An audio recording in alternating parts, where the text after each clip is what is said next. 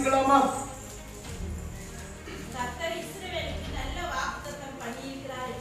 ஆமென். கர்த்தர் இஸ்ரவேலுக்கு நல்ல வாக்குத்தத்தங்களை பண்ணியிருக்கிறார் என்று மோசே அங்கே சொல்லுகிற காரியத்தை நம்மால் கவனிக்க முடியும்.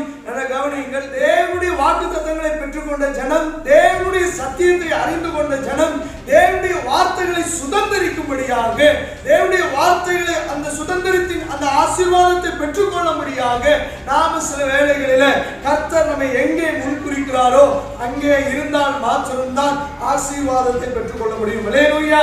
எடுத்து வாசிக்கலாம். லூக்கா 24வது அதிகாரத்தினுடைய 49வது வசனத்தையும் அப்போஸ்தலர் 1வது அதிகாரத்தினுடைய 5வது வசனத்தையும் வாசிக்கலாமா?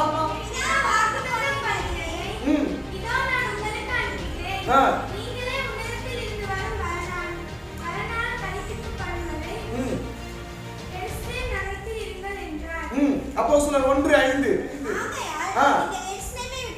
நீங்கள் எருசலேமை விட்டு போகாமலும் என்னிடத்தில் கேள்விப்பட்ட பிதாவின் வாக்குத்தத்தம் நிறைவேற காத்திருங்கள் என்று கட்டளையிட்டார். நல்லா புரிஞ்சுக்கணும். ஆபிரகாமுக்கு ஆண்டவர் கொடுத்த வாக்குத்தத்தமான வார்த்தைகள், ஆபிரகாமுக்கு ஆண்டவர் கொடுத்த வாக்குத்தத்தமான வார்த்தைகள் நிறைவேறுவதற்கு ஆண்டவர் என்ன செய்தார் என்றால், ஆபிரகாமை தன் இனத்தை விட்டும் தன் ஊரை விட்டும் தன் ஜனத்தை விட்டும் பிரித்தெடுத்தார். நீங்கள் எடுத்து வாசிப்பீர்கள். ஆனால் ஆதியாகமம் புத்தகத்துடைய 12வது அதிகாரத்துடைய இந்த முதல் வசனத்தை வாசிக்கலாம். ஆதியாகமம் 12:1 வாசிக்கலாம்.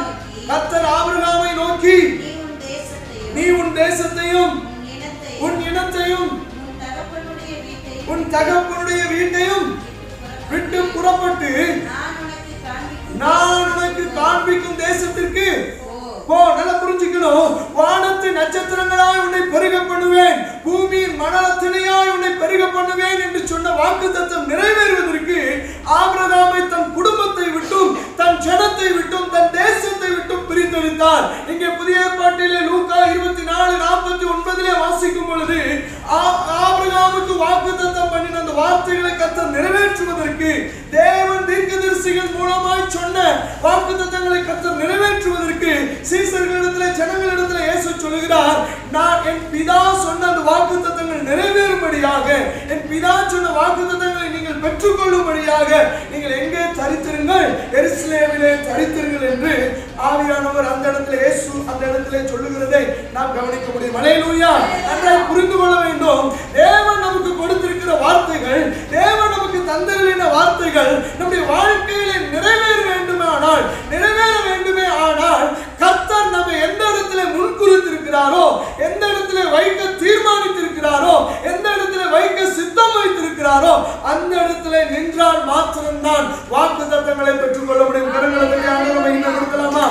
புரிந்து கொள்ளணும். வாக்குத்தத்தங்களை நமக்கு தந்த தேவன், வாக்குத்தத்தங்களை நமக்கு கொடுத்த தேவன், வாக்குத்தத்தங்களை சுதந்திரிக்க வேண்டுமானால் தேவன் என்னையும் உங்களையும் எங்கே முன்குறித்திருக்கிறாரோ அங்கதான் இருக்கணும். அல்லேலூயா. வாக்குத்தத்தம் அருமையான வாக்குத்தத்தம். ஆபிரகாமுக்கு தேவன் கொடுத்த வாக்குத்தத்தம் ரொம்ப அருமையான வாக்குத்தத்தம் தான். ஆனா ஆண்டவர் கொடுக்கிற கண்டிஷன் பாருங்களேன், நீ அங்க இருந்தா வாக்குத்தத்தத்தை சுதந்திரிக்க முடியாதுப்பா. அல்லேலூயா. சில நேரங்களில் தேவன் நமக்கு கொடுக்கிற வாக்குத்தத்தமான வார்த்தைகள் நிறைவேறுவதற்கு யார் தடையா இருப்பா? ஆமா, நம்மோடு இருக்கிறவர்கள் தான் தடையா இருப்பாங்க. அதனாலதான் ஆண்டவர் ஆபிரகாமை பார்த்தாருப்பா, உனக்கு கொடுக்கிற வாக்குத்தத்தமான வார்த்தைகள் நிறைவேறுவதற்கு இனம் உன் ஜனம் அதெல்லாம் தடையா இருக்கலாம் அப்படின்னு சொல்லி ஆண்டவர் சொல்றாரு, உன் இனத்தையும் உன் ஜனத்தையும் விட்டுட்டு வா, உன் இனத்தையும் உன் ஜனத்தையும் விட்டுட்டு வா. அல்லேலூயா. வாக்குத்தத்தங்கள் நிறைவேறுவதற்கு ஆபிரகாம் கொடுத்த விலை தெரியுது. இன்னைக்கு யார் கொடுக்க முடியும்? ஆண்டவர் சொல்லிட்டாருன்னா உடனே தன் ஜனத்தை இனத்தை விட்டுட்டு வர்றதுக்குள்ள இன்னைக்கு யாரும் விருப்பம் இல்லை. நல்லா புரிஞ்சுக்கணும். ஆவியானவர் நமக்கு கொடுக்கிற வார்த்தையை ஆண்டவர் நிறைவேற்றுவதற்கு, நமக்கு கொடுக்கிற வாக்குத்தத்தமான வார்த்தைகள் நிறைவேறுவதற்கு நாம் ஒரு சின்ன துரும்ப கூட இழக்கிறதுக்கு தயாரா இல்லைங்கிற உண்மை என்று அறிவிக்கிறேன். அல்லேலூயா. நல்லா புரிஞ்சுக்க. இன்னைக்கு இருக்கிற ஜனங்களும் அப்படிதான், இழக்காமல் பெற்றுக்கொள்ள முடியாது. தேவனுடைய கரத்திலிருந்து நாம் ஒன்றை பெற்றுக்கொள்ள வேண்டுமானால் நாம் ஒரு விலையை கொடுத்தே ஆக வேண்டும். அந்த விலை எதுக்கு தெரியுமா கொடுக்கிறோம்? ஆண்டவர் கொடுக்கிற அந்த ஆசீர்வாதத்தை பாதுகாத்துக் கொள்வதற்காக. அல்லேலூயா. பாதுகாத்துக் கொள்வதற்காக தான் அந்த விலையை கொடுக்கணும். ஆபிரகாம் ஆண்டவர் சொன்னார் இல்லையா, நான் உன்னை ஆசீர்வதிக்கவே ஆசீர்வதிப்பேன், உன் ஜனத்தின் எண்ணி முடியாத திரளத்தனையா அப்படி மணலை போல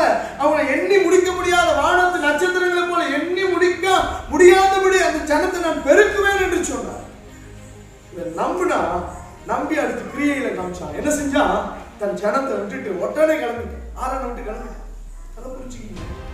தேவன் நமக்கு கொடுக்கிற வார்த்தைகள், தேவன் நமக்கு கொடுக்கிற வாக்குத்தத்தமான வார்த்தைகள் நிறைவேறணும் அப்படின்னா தேவனுடைய வார்த்தைக்கு செவி கொடுத்து அவருடைய வார்த்தைக்கு கீழ்ப்படிந்து நாம் செய்ய வேண்டிய காரியங்களை செய்யும் பொழுதுதான் வாக்குத்தத்தங்களை நம்முடைய வாழ்க்கையில கர்த்தர் நிறைவேற்றுகிறார். அல்லேலூயா. அப்ப எருசலேமிலே ஜனங்கள் தரித்திருந்தார்கள், எருசலேமிலே சீசர்கள் தரித்திருந்தார்கள். எருசலேமிலே சீசர்கள் தரித்திருந்ததுனாலதான் பரத்திலிருந்து வாக்குத்தத்தம் பண்ணப்பட்ட பரிசுத்த ஆவியானவரை பெற்றுக்கொண்டார்கள். அல்லேலூயா. நல்ல ஒரு அல்லேலூயா சொல்லுங்களேன். எல்லாருக்கும் வாக்குத்தத்தம் கொடுத்தது உண்மைதானே? கர்த்தர் எல்லாருக்கும் நமக்கு வாக்குத்தத்தங்களை கொடுத்திருக்கிறார். வாக்குத்தத்தம் நிறைவேற வேண்டுமே ஆனால் தேவன் விரும்புகிற காரியத்தை செய்யும் போது மாத்திரம்தான், தேவன் விரும்புகிற காரியத்தை வாழ்க்கையில செய்யும் போது மாத்திரம்தான் வாக்குத்தத்தம் வாழ்க்கையில சுதந்திரித்துக் கொள்ள முடியும். வாக்குத்தத்தங்களுடைய வாழ்க்கையில சுதந்திரித்துக் கொள்ள முடியும். ஆபிரகாமுக்கு கொடுத்த வாக்குத்தத்தம் ரொம்ப பெருசு தானே. நம்ம எல்லாருமே படிச்ச ஒரு வேத பகுதி தான். எல்லாருமே படிச்ச ஒரு வேத பகுதி தான். ஆபிரகாமுக்கு தேவன் கொடுத்த வாக்குத்தத்தமானது ரொம்ப பெரிய வாக்குத்தத்தம், ரொம்ப பெரிய வாக்குத்தத்தம். நம்ம ஆண்டவர் அழைக்கும் போது சில காரியங்களை வாக்குத்தத்தமாய் கொடுத்து தானே அழைச்சிருக்கிறாரு.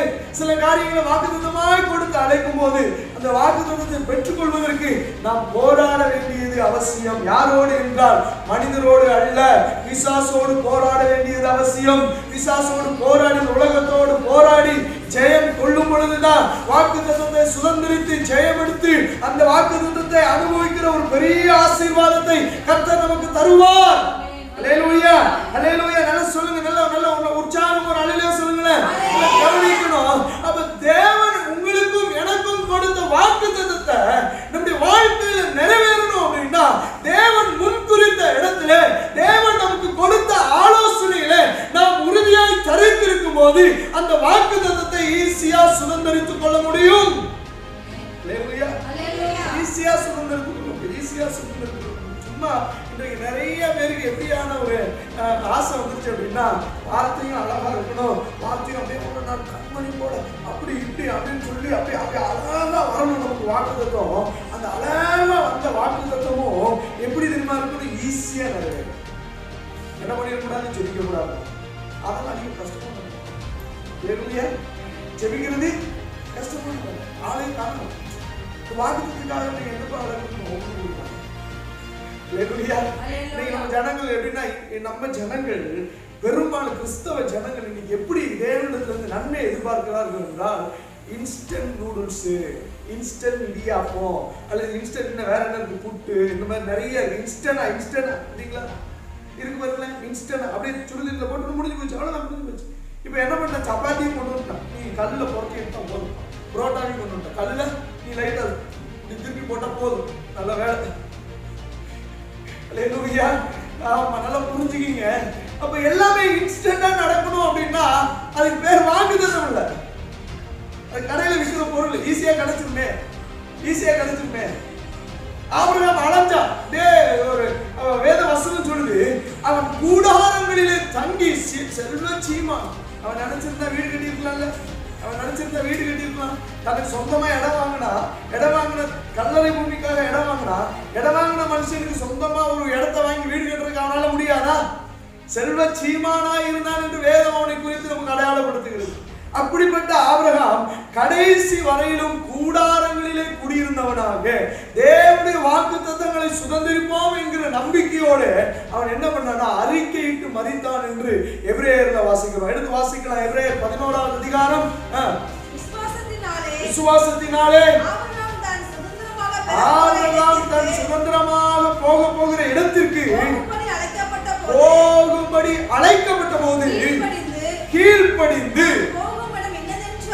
தான் போகும் இடம் இன்னதென்று வாக்குத்தத்தம் நிறைவேறணும்னா ரெண்டு விஷயம் ரொம்ப முக்கியம். ஒன்னு கீழ்ப்படியணும், ரெண்டாவது நம்பணும். கர்த்தர் செய்வார்னு நம்பணும். அல்லேலூயா. வசனத்திற்கு ஒபே பண்ணணும். வசனத்தை கீழ்ப்படிஞ்சிட்டோம் அப்படின்னா அந்த வார்த்தை அதுக்கப்புறம் என்ன பண்ணுவோம்? கர்த்தர் இதை செய்வார் என்கிற ஒரு நம்பிக்கை நமக்குள்ளே உண்டாகும். அல்லேலூயா. அந்த வார்த்தை நமக்குள்ளே உண்டாகும் பொழுது, அந்த நம்பிக்கை நமக்குள்ளே உண்டாகும் போது கர்த்தர் நிச்சயமா நமக்கு சொன்ன அந்த வாக்குத்தத்தங்களை நிறைவேற்றுவார். தொடர்ந்து வாசிக்கலாம்.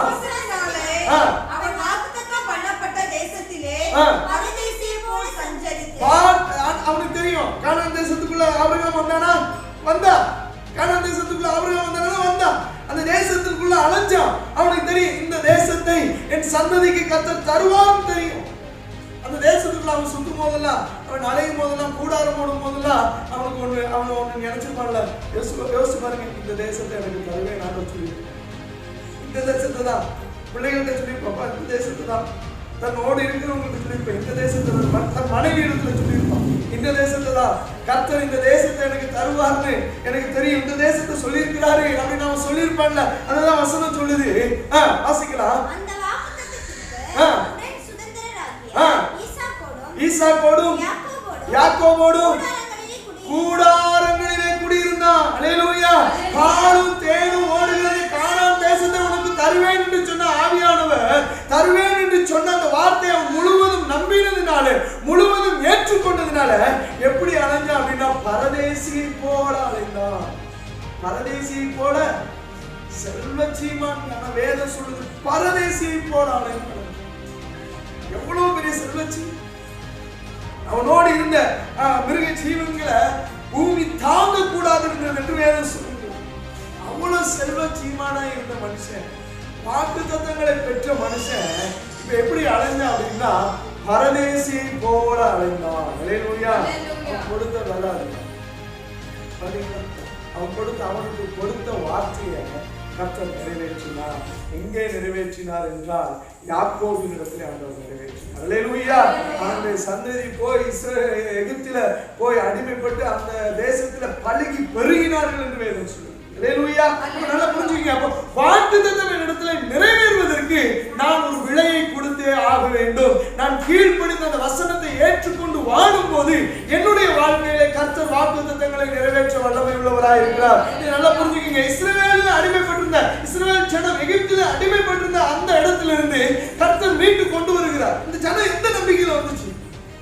மோசேக்கு எந்த நம்பிக்கை இருந்துச்சு? ஆண்டவர் சொல்லிட்டாரு, ஓகே ரெடி ஆகி கிளம்பிட்டாங்க. இத்தனை லட்சம் ஜனங்களுக்கும் சாப்பாடு வேணும், இத்தனை லட்சம் ஜனங்களுக்கும் போசிக்கிறதுக்கு சாப்பாடு வேணும், குடிக்கிறதுக்கு தண்ணீர் வேணுமே. அதனாலதான் அந்த ஜனம் எல்லாம் ஏதாவது ஒரு ராஜ்யத்தை கடந்து போகிறதுக்கு அனுமதி கேட்கும் போதெல்லாம் அவன் அனுமதி தராம, அந்த ராஜ்யத்தினுடைய ராஜா அனுமதி தராம நிராகரிச்சதுக்கு காரணம் என்ன தெரியுமா? அவருக்கு பெரும் திரள் கூட்டம். நம்ம தேசங்களுக்கு தண்ணியெல்லாம் காலியா இருந்தா அப்படின்னு சொல்லிதான் அனுமதி. ஏன்னா புரிஞ்சுக்கீங்க, தேவன் கொடுத்த வாக்குத்தத்தமான வார்த்தைகளை நம்பி அவர்கள் அதே கடந்து கடந்து கடந்து கடந்து ஒவ்வொரு செக்ஷனை தாண்டி வரும்போது கர்த்தரும் என்ன செஞ்சார் அப்படின்னா, வானத்தின் அற்புதங்களினாலே, அவருடைய வசனத்தின் அற்புதங்களினாலே அந்த ஜனங்களை அப்படியே என்ன பண்றாங்க, போஷிக்கிறாங்க. சொல்லி தூதர்கள் உண்ணும் உணவை யாருக்கு கொடுத்தாரு? இஸ்ரவேலுக்கு. அல்லேலூயா. தூதர்கள் உண்ணும் உணவை யாருக்கு கொடுத்தாரு? இஸ்ரவேலுக்கு கொடுத்தார். வேலை பாருங்களேன், அப்படியே அலைஞ்சாங்க, வனாந்திரத்துல அலைந்தார்கள். அலைந்த ஜனத்துக்கு ஆண்டவர் சொன்ன வாக்குத்தத்தத்தை நிறைவேற்றினார். வந்து கீழ்ப்படியில அதை ஏற்றுக்கொள்ளல அப்படின்னா, வாக்குத்தத்தமான வார்த்தைகள் நமக்கு தேவன் கொடுத்துருக்க, வேதத்தில் கொடுத்திருக்கிற வாக்குத்தத்தங்கள் எல்லாம் நமக்கு தான் புரிஞ்சுக்கணும். எல்லாம் அதை யாரெல்லாம் ட்ரை பண்ணி சொல்லிக்கிறோமோ அவங்களுக்கு வசனம் அப்படிதான் சொல்லுது. அப்போஸ்தலர் 2வது அதிகாரத்தினுடைய 38, 39, 39வது வசனத்தை வாசிக்கலாம். 39 அப்போஸ்தலர் 2:39 வாசிக்கலாம். வாக்குத்தத்தமானது உங்களுக்கும் உங்கள் பிள்ளைகளுக்கும் நம்முடைய தேவனாகிய கர்த்தர் வரவழைக்கும் தூரத்தில் உள்ள குரூப் தான் நம்ம. தூரத்தில் உள்ள குரூப் தான் நம்ம. இன்னைக்கு தூரத்துல இருந்து வந்திருக்கிற நமக்கு தான் தேவன் இந்த வாக்குத்தத்தங்களை எல்லாம் தந்திருக்கிறார் என்று வேதத்தில் அப்போஸ்தலர்களால் சொல்லப்பட்டிருக்கு. அல்லேலூயா. வசனம், அந்த வாக்குத்தத்தமான வசனத்தை கர்த்தர் எனக்கு நேராக திருப்பி விட்டு இருக்கும் பொழுது, நான் அதை கிளைம் பண்ணி ஜெபிக்கும் பொழுது, அதற்கு உண்டான விலையை கொடுக்கும் பொழுது அந்த வாக்குத்தத்தம் என்னுடைய வாழ்க்கையிலே நிறைவேறும். அல்லேலூயா. இஸ்ரவேலுக்கு சொன்ன வாக்குத்தத்தமான வார்த்தை தான், வாதை உன் கூடாரத்தை அணுகாது. இன்னைக்கு நான் கிளைம் பண்ணி ஜெபிக்கிறேன்ல, வாதை கூடாரத்தை அணுகாது அப்படின்னு சொல்லியிருக்கீங்களான்றவரே, அந்த வார்த்தையை, அந்த வாக்குத்தத்தமான வார்த்தையை என்னுடைய வாழ்க்கையில நிறைவேற்றுக்கேன்னு எப்படி என்னால கிளைம் பண்ண முடியுது? அல்லேலூயா.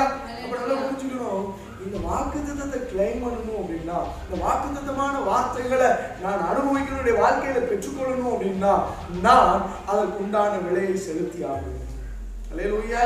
வசனத்திற்கு ஆபிரகாம் கீழ்ப்படி. வார்த்தைக்கு ஆபிரகாம் கீழ்ப்படிந்து நம்பி ஏற்றுக்கொண்டு பரதேசியத்தோட சந்தரித்தான் என்று வேதத்தில் வாசிக்கிறோம். அப்போ வாக்குத்தத்தம் என்னிடத்துல நிறைவேறணும் அப்படின்னா கர்த்தர் என்னை எங்க இருக்கணும்னு விரும்புறாரோ அந்த இடத்துல இருந்தா மாத்திரம்தான் வாக்குத்தத்தம் நிறைவேறும். அல்லேலூயா. வாசிக்கலாம் ஆதியாகமம் 27ஆம் அதிகாரத்தினுடைய 28, 29 வாசிக்கலாம். யாக்கோபு தன் குடும்பத்தை விட்டு ஆண்டவரால் பிரிக்கப்படுகிறார்.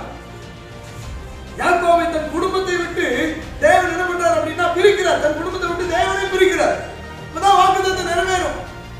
வாசிக்கலாம் 27 and 28, 29 வசனங்களை வாசிக்கலாம். தேவன் உனக்கு வானத்து பனியையும் பூமியின் கொழுமையையும் கொடுத்து மிகுந்த தானியத்தையும் திராட்சைரசத்தின் தந்தருள்வாராக. உன்னை சேவிக்கவும் உன் சகோதரர்கள் உன்னை சேவிக்கவும் ஜாதிகள் உன்னை வணங்கவும் படவார்கள். உன் சகோதரருக்கு எஜமானாய் இருப்பாய். உன் தாயின் பிள்ளைகள் உன்னை வணங்குவார்கள். உன்னை சபிக்கிறவர்கள் சபிக்கப்பட்டவர்களும் உன்னை ஆசீர்வதிக்கிறவர்கள் ஆசீர்வதிக்கப்பட்டவர்களுமாய் இருப்பார்கள் என்று சொல்லி ஆசீர்வதித்தான். புரிஞ்சுக்கீங்க, தகப்பன் ஆசீர்வதிக்கிற அந்த ஆசீர்வாதம் ஒரு வகையில் ஒரு வாக்குத்தத்தம். உங்க பிள்ளைகளை நீங்க ஆசீர்வதிச்சு ஜெபம் பண்ணுங்க. அப்படி ஆசீர்வதித்து ஜெபிக்கும் போது அவருடைய பிள்ளைகளுடைய எதிர்காலம் ரொம்ப பிரயோஜனமா இருக்கும், அவருடைய ஆசீர்வாதமா இருக்கும். அப்ப இந்த வாக்குத்தத்தத்தை அவன் சுதந்திரிக்கும்படியாக, இந்த வாக்குத்தத்தத்தை அவன் பெற்றுக்கொள்ளும்படியாக கற்ப பிறப்பிலிருந்து வெளிப்படும் போதே கர்த்தர் யாரை தெரிந்து கொண்டார் என்றால் யாரை தெரிந்து கொண்டார்? யாக்கோபை தெரிந்து கொண்டார். யாக்கோபு தெரிந்து கொண்ட ஆண்டவர் இப்போ அவனுடைய குடும்பத்தை விட்டு செல்ல பிள்ளை வீட்டுல யாக்கோபு யாரு? ரொம்ப செல்ல பிள்ளை, ரொம்ப செல்ல பிள்ளை. அந்த வாக்குத்தத்தத்தை கர்த்தர் நிறைவேற்றுவதற்கு யாக்கோபுவை கர்த்தர் என்ன பண்றாரு? குடும்பத்தை விட்டு பிரித்தெடுக்கிறார். அல்லேலூயா, அல்லேலூயா. தேவன் கொடுக்கிற வாக்குத்தத்தமான வார்த்தைகள் நிறைவேறுவதற்கு சில நேரங்கள்ல ரொம்ப கடுமையான விஷயங்களை நம்முடைய வாழ்க்கையில அனுபவிப்பார். எல்லாம் நல்ல சொல்லலாமா? உற்சாகமா இல்லையா சொல்லுங்களேன். வசனம் கேட்கும் போதே நமக்குள்ள ஒரு ஸ்தோத்திரம் உண்டாயிட்டே அப்படியே அமைதியா உட்காந்து ஸ்தோத்திரத்தோடு அந்த வசனத்தை கேளுங்க. அந்த வசனத்தை ஸ்தோத்திரத்தோடு கேட்கும் போது கர்த்தருடைய வாழ்க்கையில அந்த வசனத்தின் மூலமாய் கிடைக்கிற அந்த நன்மைகளை அனுபவிக்க செய்வார். அல்லேலூயா. அப்ப நாம புரிஞ்சுக்கணும், யாக்கோபுக்கு தேவன் கொடுத்த வாக்குத்தத்தமான வார்த்தைகள் ரொம்ப அற்புதமானது. அதை அவருடைய வாழ்க்கையில நிறைவேற்றுவதற்கு ஆண்டவர் என்ன பண்றாரு அப்படின்னா குடும்பத்தை விட்டு பிரித்தெடுக்கிறார். குடும்பத்தை விட்டு பிரித்தெடுக்கிறார். அதை புரிஞ்சுக்கீங்க. யாக்கோபு குடும்பத்தோடு இருக்கும்போது ஆண்டவர் அவன்கிட்ட பேசுறார். அதே 28ஆவது அதிகாரத்தினுடைய 2, 3, 4 வசனங்களை வாசிக்கலாம். எழுந்து புறப்பட்டு பதானராமில் இருக்கிற உன் தாயினுடைய தகப்பனாகிய பெத்துவேலுடைய வீட்டுக்கு போய் அவ்விடத்தில் உன் தாயின் சகோதரனாகிய லாபானின் குமாரத்திகளுக்குள் பெற்றுக்கொள் என்று அவனுக்கு கட்டளையிட்டார்.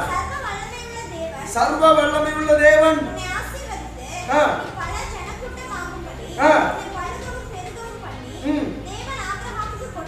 தேவன் ஆபிரகாமுக்கு கொடுத்ததும் நீ பரதேசியாய் தங்குகிறதுமான இந்த தேசத்தை நீ சுதந்தரித்துக் கொள்ளும்படி ஆபிரகாமுக்கு அருளிய ஆசீர்வாதத்தை உனக்கும் உன் சந்ததிக்கும் அருள்வார் என்று சொல்லி அனுப்பிவிட்டார். போதும், நல்லா புரிஞ்சுக்கணும். அப்ப பாருங்க, இந்த வாக்குத்தத்தம் தன் தாத்தாவுக்கு சொன்ன வாக்குத்தத்தமான வார்த்தைகள் தன்னுடைய வாழ்க்கையில நிறைவேறுவதற்கு ஆண்டவர் என்ன பண்றாருன்னா யாக்கோபை தன் குடும்பத்தை விட்டு பிரித்து. சில வேளைகள்ல ஆபரேஷன் கொஞ்சம் கடினமா தான் யாக்கோபு தன் குடும்பத்தை விட்டு பிரிக்கிறதுங்கிறது வந்து ரொம்ப கடினமான, தன் தாய்க்கு ரொம்ப செல்ல பிள்ளையான மகன், அவனை விட்டு ஆண்டவர் பிரிச்சு எடுக்கும் போது ஈசாக்கு அவன் ஆசீர்வதிக்கிறாப்பா, இவ்வளவு பெரிய வாக்குத்தத்தத்துக்கு உடன் சுதந்திரவாளிகள் பாருங்க. அந்த ஈசாக்கு குறித்து தான் வேத எபிரேயர்கள் மார்ச்சொல்லியா வாக்குத்தத்தத்துக்கு உடன் சுதந்திரவாளிகளை கூட்டிட்டு பரதேசியா அழைத்தான். அவன் தான் சொல்றான், இவ்வளவு பெரிய வாக்குத்தத்தங்களுக்கு உடன் சுதந்திரவாளி நாம. அந்த தேவன் ஆபிரகாமுக்கு என் அப்பாவுக்கு அளித்த அந்த வாக்குத்தத்தங்களை உனக்கு நிறைவேற்றி உன்னுடைய வாழ்க்கையில நிறைவேற்றி அந்த தேசத்தை உனக்கு தந்தருள்வார் என்று சொல்லி யாக்கோபு அனுப்பி விடுறான். தன் குடும்பத்தை விட்டே அனுப்பிச்சு விடுறான். தன் குடும்பத்தை விட்டே அனுப்பிச்சு விட்டு அவன் போகிற வழியில் தான் கர்த்தர் அவனுக்கு வெளிப்படுகிறார். எடுத்து வாசிக்கலாம். அதனுடைய 28ஆவது அதிகாரத்தினுடைய 11ஆவது வசனத்தையும் 15ஆவது வசனத்தையும் வாசிக்கலாமா? அங்கே ராத்தங்கி அவிடத்து கற்களில் ஒன்றை எடுத்து தரையின் கீழ் வைத்து அங்கே நித்திரை செய்யும்படி படுத்துக்கொண்டான்.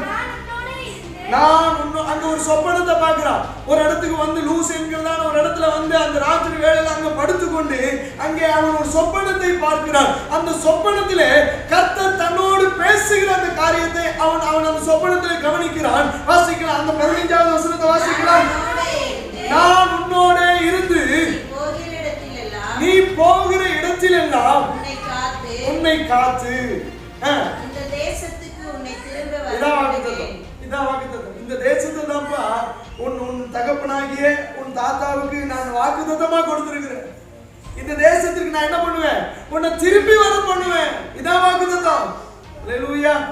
அதற்கு அவன் கொடுத்த வேலை என்ன தெரியுமா? தன் குடும்பத்தை இழந்தான். அல்லேலூயா.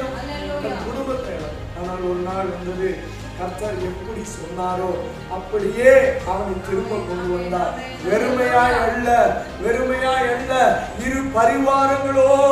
இரு பரிவாரங்களான ஆசீர்வாதங்களோடு, சமாதானத்தோடு, சந்தோஷத்தோடு, சௌக்கியத்தோடு அவன் திரும்ப வந்ததற்கு பிற்பதாகதான் அவனுடைய தகப்பனவன் அடக்கம் பண்ணினான். அல்லேலூயா. கர்த்தர் உங்களுக்கு தந்தவர்களின் ஆசீர்வாதங்களை, வாக்குத்தத்தங்களை நிறைவேற்றுகிற வரையிலும் கர்த்தர் என்ன சும்மாவே இருக்க மாட்டார். அவர் நிறைவேற்றி தீர்கிற வரையிலும் அவரும் நம்மளோடு கூட இருந்து போராடிட்டே இருக்கார். அல்லேலூயா. நம்ம நல்லா புரிஞ்சுக்கணும்.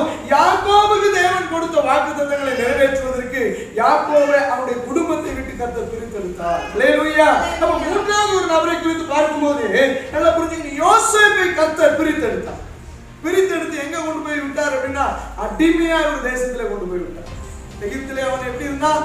அடிமையா இருந்தான். எடுத்து வாசிக்கலாம். ஆதியாகமம் புத்தகம் 37வது அதிகாரத்துடைய 5வது வசனத்தை வாசிக்கலாம். யோசேப்பு ஒரு சொப்பனம் கண்டு அதை தன் சகோதரருக்கு அறிவித்தான்.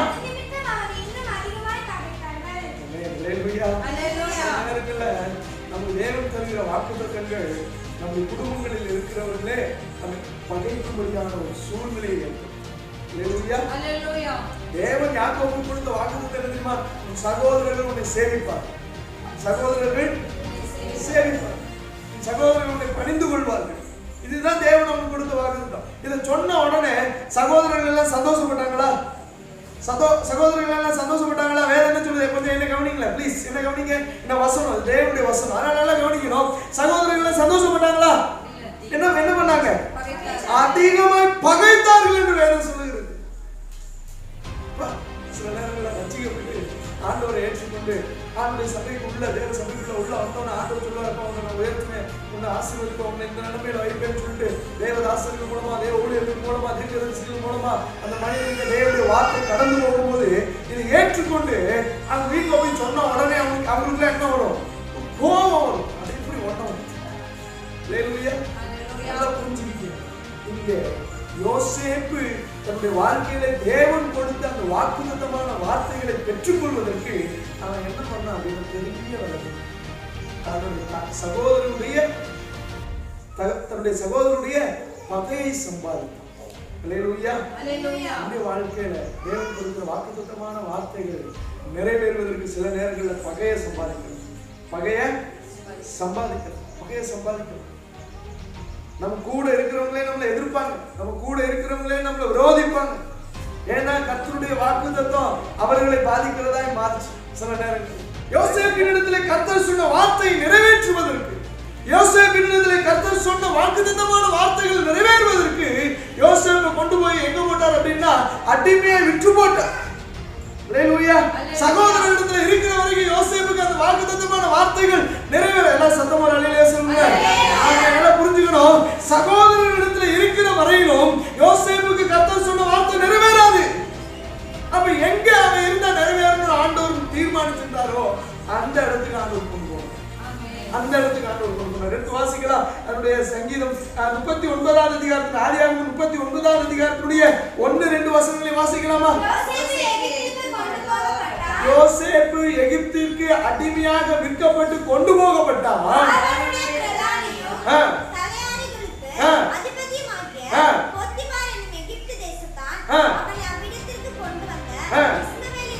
இஸ்மவேலுடைய கையில என்ன பண்ணா? விலைக்கு வாங்கினா. ஒரு சகோதரர்கள் அவனை பணிந்து கொள்வார்கள். இப்ப அடிமையாய் கிடக்கிற இவனுக்கும் வாக்குத்தத்தத்துக்கு சம்பந்தம் இல்லாம போயிடுச்சு. சில நேரங்களில் நமக்கு தேவன் நம்ம இருக்கிற சூழ்நிலைக்கு கொடுக்கிற வாக்குத்தத்தம் சம்பந்தம் இல்லாம இருக்கும். அல்லேலூயா. சம்பந்தம் இல்லாம இருக்கும். நமக்கு தேவன் கொடுத்திருக்கிற வாக்குத்தத்தங்கள் அப்படி சம்பந்தம் என்னன்னு நான் இருக்கிறதுக்கும் நீ கொடுத்திருக்கிற வார்த்தைக்கு சம்பந்தம் இல்லையே. நீ சொல்லி இருக்கிற வார்த்தைக்கும் எனக்கும் சம்பந்தம் இல்லாம இருக்க ஆண்டவரே, எனக்கு சம்பந்தம் இல்லாம இருக்கு, இது எப்படி என்னுடைய வாழ்க்கையில் நிறைவேறும் அப்படின்னு சொல்லிட்டு நம்ம நினைக்கலாம். ஆனா பாருங்களேன், யோசேப்புக்கு கர்த்தர் சொன்ன வாக்குத்தத்தம், யோசேப்புக்கு கர்த்தர் காமிச்ச அந்த சொப்பனை நிறைவேறுவதற்கு அவன் போய் இருக்கிற இடம் சம்பந்தம் இல்லாத இடமா அவன் நினைச்சிருப்பான். இன்னாண்டவர் நான் பார்த்ததுல அப்போ பொய்யா, சொப்பனம் எல்லாம் பொய்யா அப்படின்னு சொல்லி அவன் யோசிச்சிருக்கலாம். அப்படிதான் இருந்துச்சு பாருங்க. சகோதரர்கள் பணிந்து கொள்வார்கள் என்று வேதம் அவனுக்கு காமிச்சிச்சு, ஆனா சொப்பனம் அவனுக்கு காமிச்சிச்சு. ஆனா இங்க எங்க வேதம் சொல்லுகிறது, அவன் எங்கே இருந்தான் என்றால் எகிப்திலே அடிமையாய் விற்கப்பட்டான். அல்லேலூயா.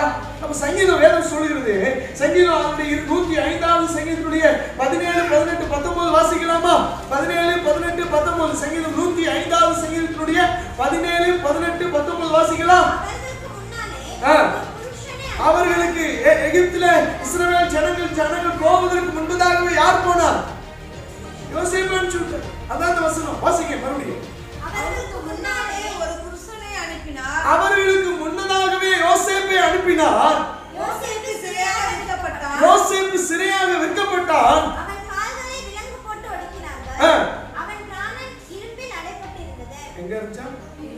எங்க இருந்துச்சா? அவனுடைய ஜீவன் இரும்பிலே அடைபட்டு. அப்ப தேவன் அவனுக்கு கொடுத்த வாக்குத்தத்தமான வார்த்தைகள் நிறைவேறுவதற்கு பதிலாக அவனுடைய ஜீவன் எங்க இருந்துச்சா? கையிலையும் காலையும் விலங்குகளோடு இருப்பான். தேவன் நமக்கு கொடுத்த வாக்குத்தத்தமான வார்த்தைகள் நிறைவேறுவதற்கு நாம் சில நேரங்களில் தேவன் நம்மை எங்கே முன்குறித்திருக்கிறாரோ அந்த இடத்துல இருக்கும் பொழுதுதான் கர்த்தர் நமக்கு தந்த வாக்குத்தத்தங்கள் நிறைவேறுவதற்கு, நாம் சுதந்திரவாதிகளாய் மாறுவதற்கு நம்மை அர்ப்பணிக்கும் பொழுதுதான் அங்கே நிறைவேறும். அல்லேலூயா. தேவன் நமக்கு கொடுத்த வாக்குத்தத்தங்கள் நிறைவேறுவதற்கு நாம் தேவனுடைய விருப்பம் நிறைந்த இடத்துல இருக்கும் பொழுதுதான், தேவன் முன்குறித்த இடத்தில் நிற்கும் பொழுதுதான் கர்த்தர் நமக்கு தந்த வாக்குத்தத்தங்களை நிறைவேற்றுவார். அல்லேலூயா. வாசிக்கலாம். அதனுடைய ஆதியாகமம் 40வது அதிகாரத்தினுடைய 23வது வசனத்தை வாசிக்கலாம். ஆனாலும் பானபாத்திரக்காரன் யோசேப்பை மறந்தான். சில நேரங்களில் வாக்குத்தத்தம் நிறைவேறுவதற்கு நம்ம என்ன பண்ணிடக்கூடாது அப்படின்னா, மனுஷனை நம்பிடக்கூடாது. மனுஷன் என்ன பண்ணிடக்கூடாது? நம்பிடக்கூடாது. யோசேப்பு சொன்னா, ஐயா நீ வாழ்ந்துருக்கும் போது எனக்கு கொஞ்சம் நினைச்சுக்கப்பா அப்படின்னு சொன்ன. ஆண்டவர் பார்த்தாரு, 2 வருஷத்துக்கு முன்னாடியே வாக்குத்தத்தம் நிறைவேறணும். அவன் கிட்ட என்னைக்கு அவன் பானபாத்திரக்காரன் சொன்னானோ அன்னைக்கு என்ன பண்ணான்? அவன் மறந்து யோசேப்பு நினையாமல் மறந்து போனான்னு வேதம் சொல்லுது. அப்ப தேவன் குறித்த ஒரு நாள் வந்தது. 2 வருடங்களுக்கு பின்பதாக கர்த்தர் என்ன பண்ணார் அப்படின்னா, பார்வோனை டிஸ்டர்ப் பண்ணார். பானபாத்திரக்காரனை டிஸ்டர்ப் பண்ணல. யாரை டிஸ்டர்ப் பண்ணாரு? பார்வோனை டிஸ்டர்ப் பண்ணாரு. ஒரு நாள் தூக்கத்தை கெடுத்தாரு. ஆண்டவர் என்ன பண்ணாரு? ஒரு நாள் தூக்கத்தை பார்வோனுடைய வாழ்க்கையில ஒரு நாள் தூக்கத்தை கெடுத்தாரு. ஒரு சொப்பனத்தை கொடுத்தாரு. அந்த சொப்பனத்தை விவரிக்கிறதுக்குரிய ஒருவன் இங்க இருக்கிறான் என்று சொல்லி அங்க ஆண்டவர் கொண்டு போய் நிப்பாட்டினாரு. பார்வோனுடைய சமூகத்தில் யோசேப்பு நிற்கும் பொழுது 30 வயது உள்ள ஒரு வாலிபனாக நின்றார். அல்லேலூயா. 30 வயது உள்ள ஒரு வாலிபனாக நின்றார். கர்த்தர் யோசேப்புக்கு கொடுத்த அந்த தரிசனம் நிறைவேறினது. வாக்குத்தத்தமான வார்த்தை நிறைவேறினது. அந்த வாக்குத்தத்தமான வார்த்தை அவனுடைய வாழ்க்கையில நிறைவேறுவதற்கு அவன் பல வருடங்களை யாக்கோபுக்கு தேவன் கொடுத்த வாக்குத்தத்தமான வார்த்தைகளை பெற்றுக்கொள்வதற்கு அவனும் பல வருடங்களை இழந்தான். அல்லேலூயா. தேவன் நமக்கு கொடுக்க, ஆண்டவர் நமக்கு சொன்ன வாக்குத்தத்தங்கள் நிறைவேறுவதற்கு நாம் முழுவதும் அர்ப்பணித்து கீழ்ப்படிந்து ஒபே பண்ணி இருக்கும் பொழுது கர்த்தர் நிச்சயமாக சொல்கிறேன், நமக்கு தேவன் கொடுத்த வாக்குத்தத்தங்களை நிறைவேற்றும்.